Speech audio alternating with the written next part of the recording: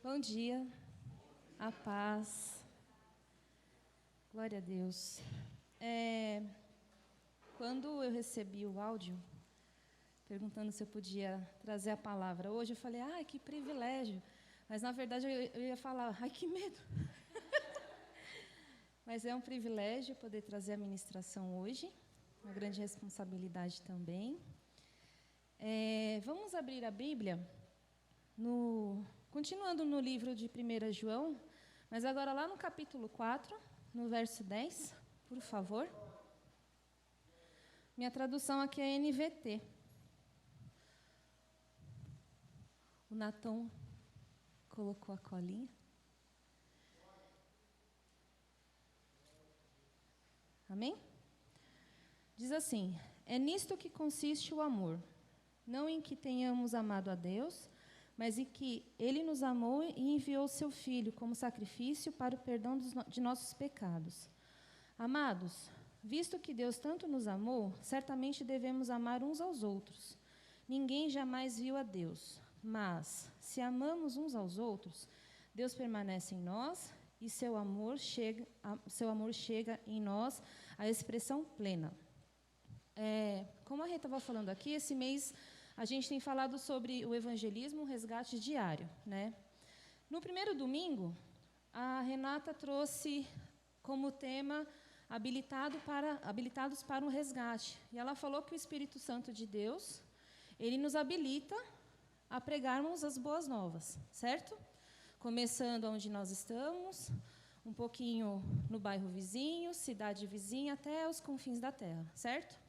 No domingo passado, o pastor trouxe para a gente, então, que esse resgate, ele tem que estar na nossa vida como uma cultura, tem que fazer parte da nossa cultura, ou seja, isso tem que estar no nosso dia a dia, né? Na forma como nós vivemos, certo? E hoje a gente vai falar, então, que nós precisamos amar a quem Deus ama. Mas para a gente entender, pode colocar, a respeito de amar, eu dei uma pesquisadinha rápida no dicionário. Qual que é a diferença de amar e gostar, né?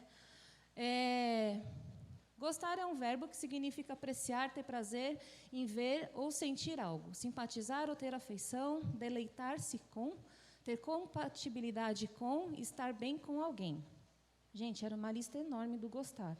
E tinha um detalhe, eu tirei aqui, mas que era muito grande mesmo, que estava assim, estar bem com os parentes, né? Ou seja, gostar, olha só a distância, dos parentes. Eu fiquei pensando, nossa, aquele primo de segundo grau, aquelas pessoas que a gente gosta de ver na ceia de Natal.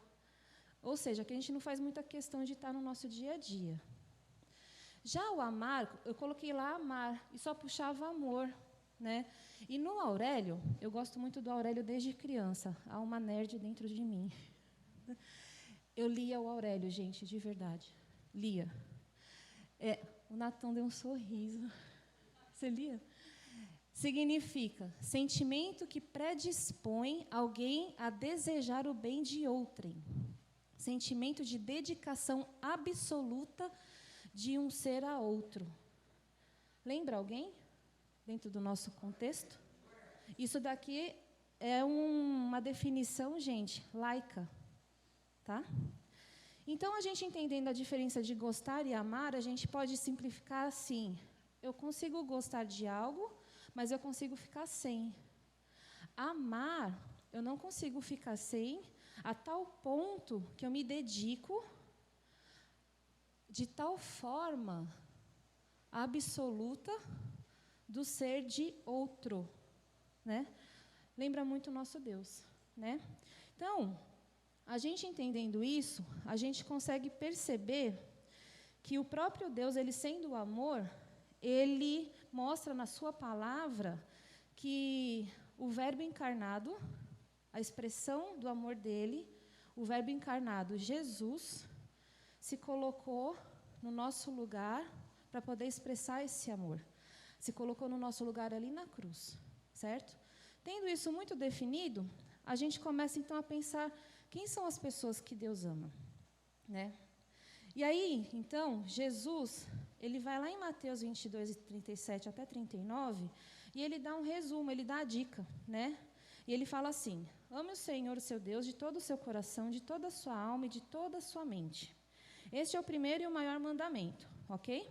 O segundo é igualmente importante. Ame o seu próximo como a si mesmo. E então a gente vai começar falando a respeito, a gente vai dividir o grupo em dois, tá? E a gente vai começar falando do primeiro grupo que o Senhor, Ele ama, para a gente aprender a amar essas pessoas. E o primeiro grupo é você. Oh, que fofo, né? Não é o próximo. Quando a gente lê numa tacada só, ame o seu próximo como a si mesmo. Parece que o próximo está na frente, mas eu só consigo dar aquilo que eu tenho. E aí, não tem como, saco vazio não para em pé, né? Eu só dou aquilo que eu possuo. Se eu não cuidar de mim, eu não consigo cuidar do outro. Quando a gente está num avião, quem aqui já viajou de avião?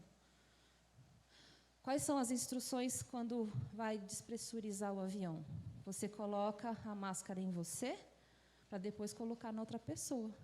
Você não consegue cuidar de ninguém se você não cuidar. E isso é bíblico. A gente precisa cuidar da gente. E parece egoísta, mas não é. Quando o Senhor fala para a gente se amar, não é da forma como o mundo tem ensinado hoje. De uma forma egoísta, narcisista, arrogante, orgulhosa, prepotente, distorcida, fragmentada, né? A gente vê muito hoje, não só lá fora, mas até dentro da igreja, pessoas com a sua autoimagem completamente destruída por causa das emoções que foram distorcidas durante a sua criação. A Renata está aqui, ela fala disso com muita propriedade, né? Por causa de traumas, né? Por causa da sua criação, por causa até mesmo da igreja. Então, dentro da igreja, a gente também vê isso. Mas o Senhor, Ele fala disso de uma outra forma, Ele fala do nosso autocuidado de uma outra forma. E como é que Ele fala isso? Através de Cristo. A gente canta aqui na igreja, e hoje a gente cantou. Gente, não foi combinado, tá? A gente canta, eu sou quem dizes que eu sou, mas a gente vive e a gente acredita nisso de uma forma verdadeira, né? Quando a gente entendeu o sacrifício de Cristo e falou, eu aceito, a gente tem a profundidade do entendimento do que isso quer dizer, então a gente vai dar uma destrinchada. Eu levantei 3 pontos, mas isso é muito mais profundo. Dá para falar disso o dia inteiro, mas o pastor vai me matar se eu fizer isso. Então, a gente vai falar de 3 pontos. Quem nós somos, segundo Cristo, né? Para entender que a gente faz parte desse primeiro grupo. Nós somos as pessoas que Deus ama. Em primeiro lugar, nós somos filhos, né? Deus nos fez filhos através de Cristo, né? Jesus nos comprou por um alto preço. Abra seu coração para entender isso. Foi um preço altíssimo ali na cruz, né? E Ele nos fez herdeiros, co-herdeiros de Deus, né? Nós somos parte da herança eterna. Nós estávamos indo direto para o abismo. Nós vivíamos nesse abismo da perdição aqui na Terra. O nosso destino, ele estava traçado já. Completamente traçado. Pensa por um segundo, outro dia eu estava conversando com os jovens a respeito disso, por um segundo, eternidade. Pensaram? Agora pensem a respeito de sofrimento eterno, ausência total de Deus. Você querer gritar e não poder gritar por socorro. Pensaram? Era esse o nosso futuro. Eternidade. Para sempre, sempre, sempre. A gente já estava fadado a isso. Mas aí Jesus veio e falou, não, vem aqui. Você é meu. O Espírito Santo veio e fez cair as escamas dos seus olhos, dos meus olhos, através do sangue dele derramado. E nós não éramos merecedores disso. Ele nos resgatou você. Que amor é esse? Nós não somos dignos disso. Nem um pouquinho dignos, né? lá em João 1,12 diz: contudo, aos que o receberam, aos que creram em seu nome, deu-lhes o direito de se tornarem filhos de Deus.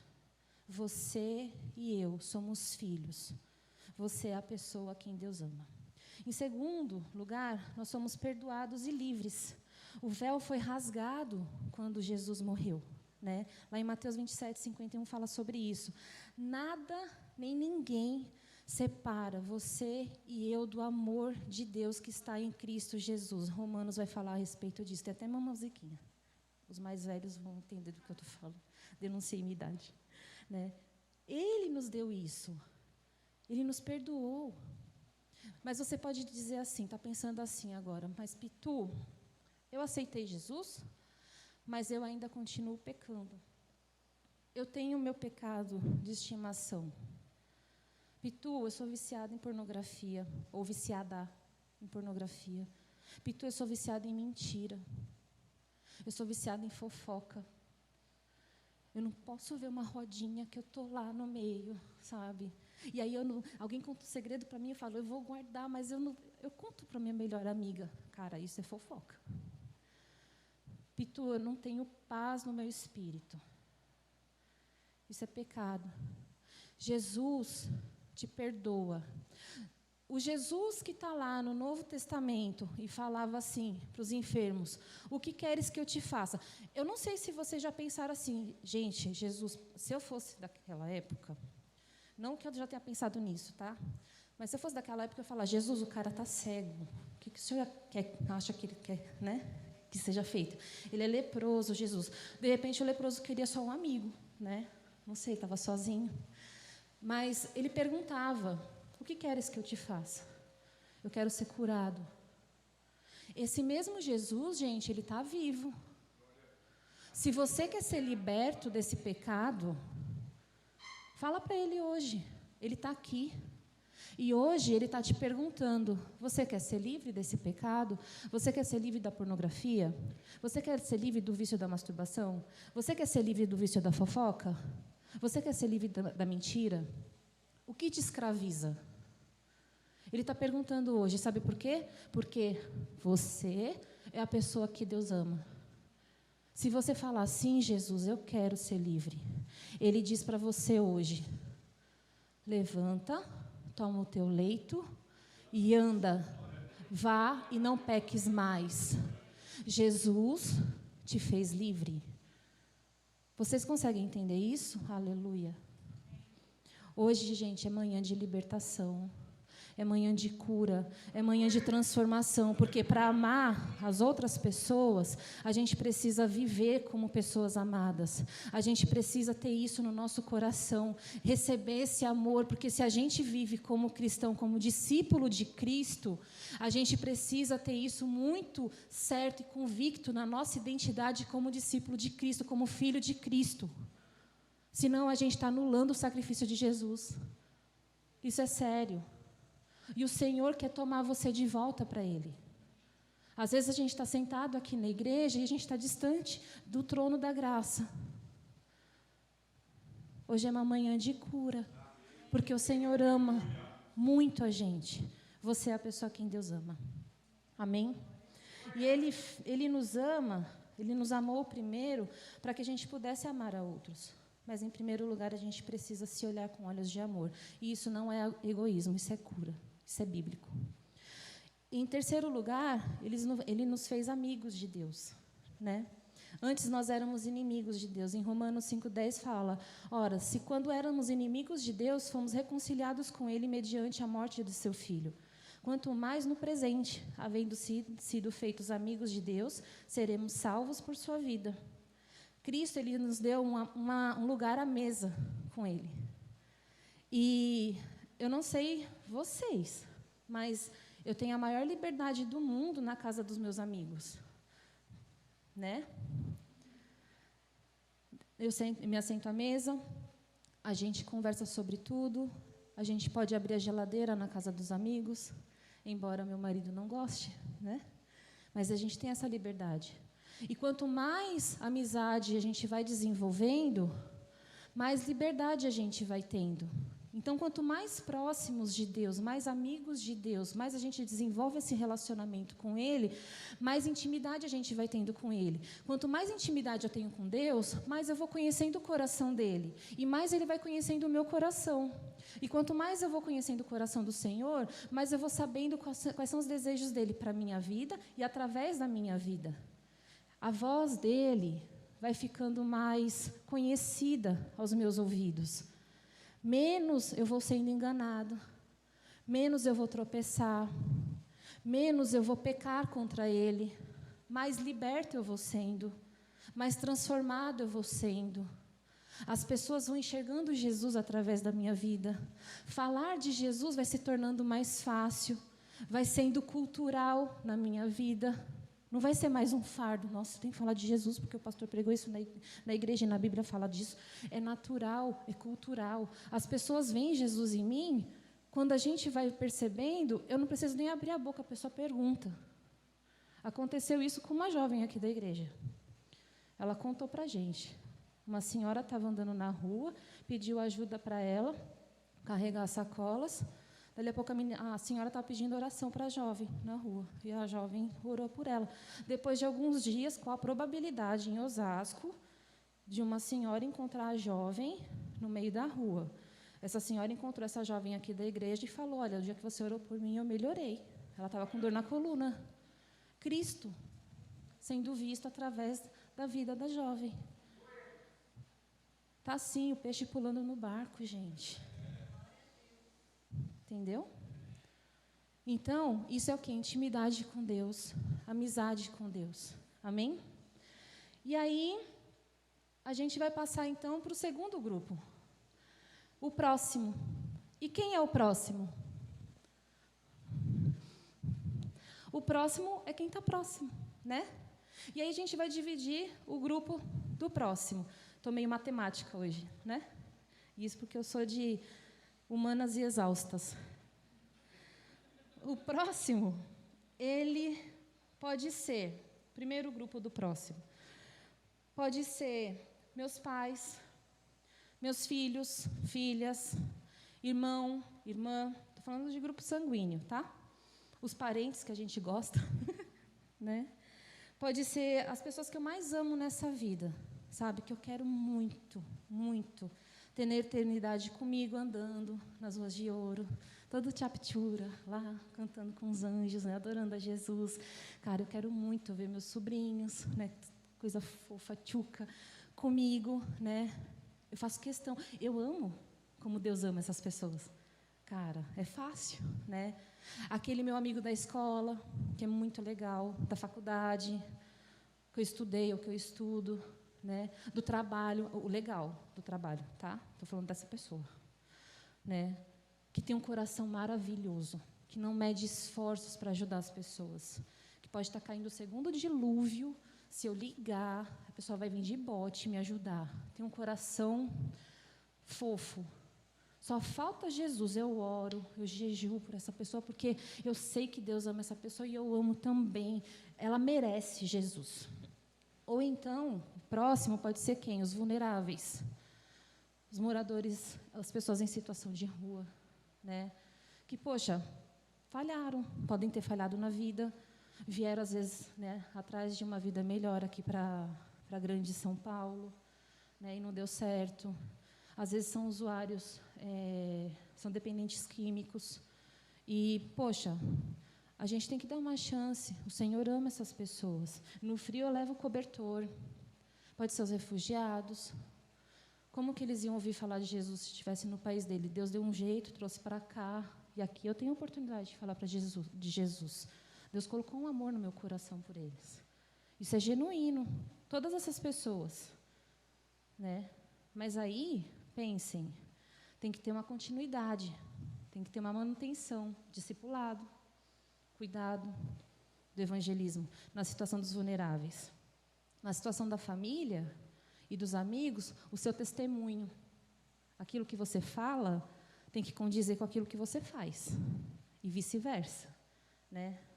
E tem uma outra coisa, se você faz isso, Você faz por causa do primeiro mandamento de Jesus, porque você ama a Deus acima de todas as coisas. E por amar a Deus acima de todas as coisas, você quer agradar o seu Pai, porque você o ama. E aí tem uma outra coisa. E o dia que essas pessoas pisarem no seu calo? Porque assim como o dia amanhece, assim como o pastor André chega aqui pedindo café, assim como o pastor André ama o Corinthians, esse dia vai chegar. E aí? Como é que fica? A gente faz todas essas coisas porque ama a Deus, não porque ama as pessoas. A gente ama as pessoas, mas a gente tem que fazer porque ama ao Senhor, não motivado na emoção. Porque o dia que pisar no calo, e saibam, vai pisar no dedinho, às vezes não é nem no calo, vai pisar no dedinho no dia que você topou ele na quina do sofá. Vai ser nesse dia. E você não pode abandonar. Porque senão você está fazendo pela emoção, você está fazendo por causa da sua carne, ou por meritocracia. Amém? E aí, vamos mais fundo, vamos para o segundo grupo? E quando o próximo é? Vamos lá. Vocês ouviram o que foi dito. Ame o seu próximo e odeie o seu inimigo. Mas eu digo, amem os seus inimigos e orem por aqueles que os perseguem, para que vocês venham a ser filhos de seu Pai que está nos céus. Porque Ele faz raiar o seu sol sobre maus e bons, e derrama chuva sobre justos e injustos. Mateus 43, 45.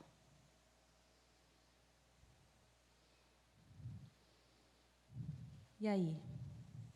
Alguém sabe dizer ali quem é amigo, quem é inimigo? Mas todos são próximos. Quando Jesus diz para amarmos o próximo, essa frase ela é imperativa, é uma ordenança. Ele não fala para a gente escolher.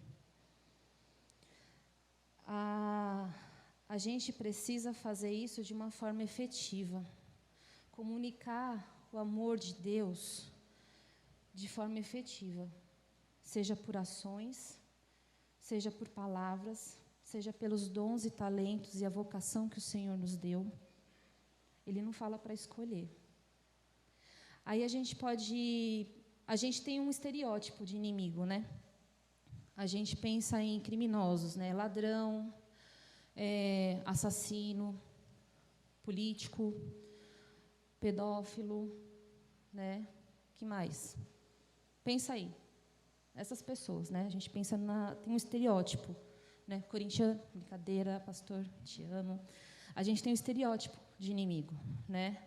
Mas aí a gente pode pensar assim: Deus me chamou para fazer capelania penitenciária, por exemplo. E o Senhor colocou um amor imenso por esse povo.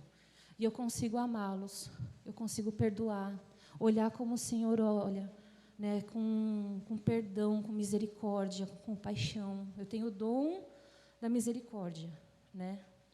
Ou então, você pode ter um chamado para trabalhar com um grupo religioso específico de extremistas religiosos, que amarram bomba no seu corpo, explode em nome da sua religião e do seu Deus.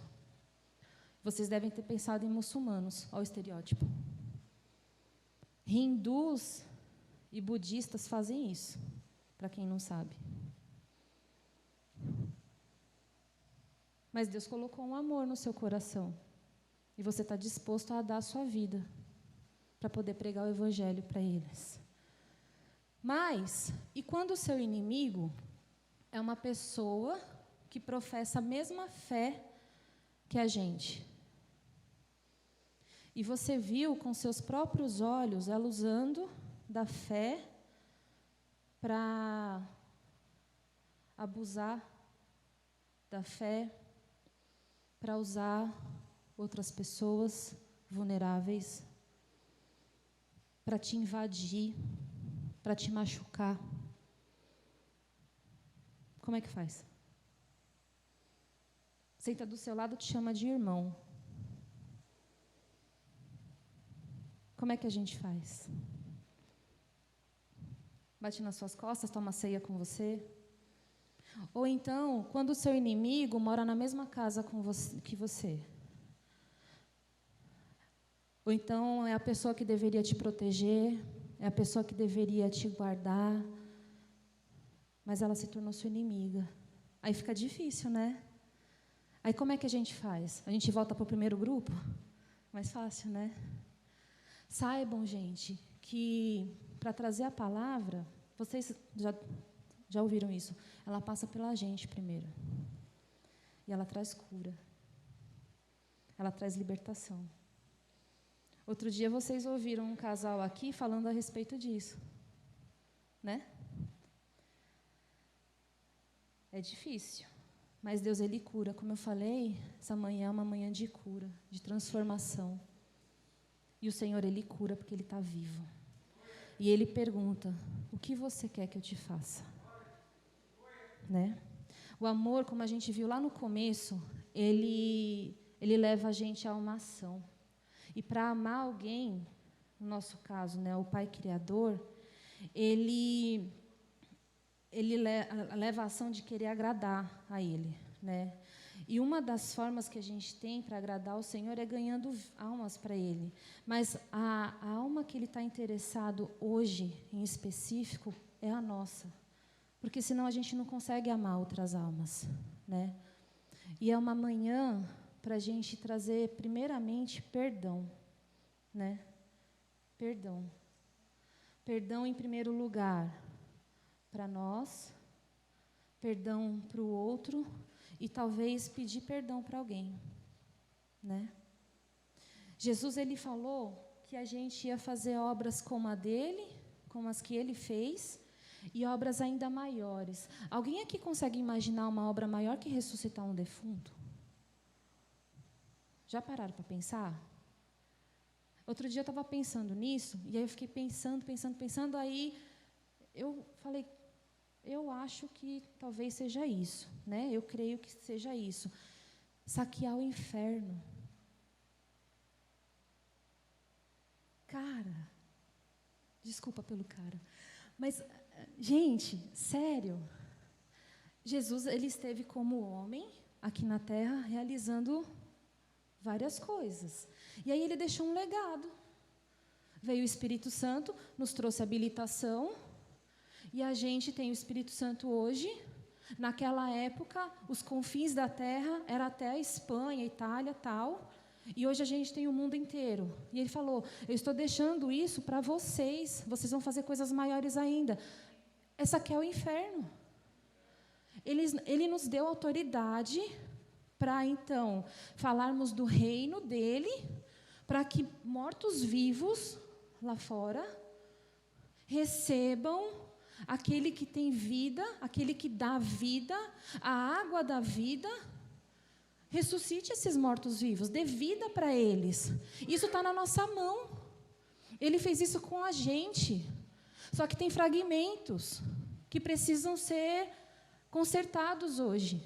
Vocês estão entendendo? Vocês estão comigo? Eu creio que estão. Porque o Espírito Santo foi fazendo isso em mim, enquanto eu preparava isso. Isso é lindo. É Jesus, é vida, é cura, é transformação. Isso é para a gente, isso é para cada um de nós, igreja. O Senhor tem feito coisas maravilhosas no nosso meio. E Ele tem coisas ainda maiores para fazer. O Senhor, Ele ama. Isso é profundo. Não dá mais para viver às margens. O Senhor tem coisas muito maiores para levar a gente, começando de vocês, começando de mim, da família de vocês, da casa de vocês, coisas ainda muito maiores. Sabe aquelas pessoas da sua família que você não acredita mais, que você fala, não dá, não tem mais jeito. Hoje Jesus diz, dá, tem jeito. Eu tenho cura e vai ser através da sua vida. O Senhor vai curar você. Se perdoe. Perdoe aqueles que você tem mágoa. Peça perdão. Abre mão. Para de tomar o veneno da falta de perdão. É você que está morrendo. Acorda. Jesus já te deu vida. Conseguem entender? É muito mais profundo. Deus tem coisas maravilhosas para fazer. Maravilhosas. Obras ainda maiores que Ele fez. Se vocês leem os evangelhos e acham que é só para aquela época, mais de 2000 anos, não é. É para hoje. Ele está vivo. Ele está vivo. Eu vi o Senhor curando pessoas. Pessoas escravizadas pela religião. Meu marido e eu vimos pessoas sendo libertas. E isso não é só para lá, é para cá também. Nossa, Osasco desse tamanho? É. Para mim, indigno, fraco, pecador, é. Ele te olha, Ele te vê com amor, com transformação. Chega de viver segurando essa corda do rancor. Sua mão está sangrando, está toda machucada, dá para ver o osso já. Chega, abre mão, perdoe, abre mão do pecado que te escraviza, abre mão do alto rancor, para de ter pena de si. Ai, mas eu não consigo deixar de pecar. Deixa. O Senhor tem coisas grandiosas para fazer na sua vida e através da sua vida. E o Senhor vai ensinar a você a se amar, não é errado, é bíblico. E amar as outras pessoas. Ele vai ajustar a visão e o coração de cada um de nós para olhar o perdido e amar sem julgamentos. E amar sem julgamentos, porque a gente só vai conseguir evangelizar se conseguir olhar para essas pessoas como Jesus olha. E então, para finalizar, tem a frase de uma pessoa muito famosa. Com isso todos saberão que vocês são meus discípulos, se vocês amarem uns aos outros. Jesus Cristo.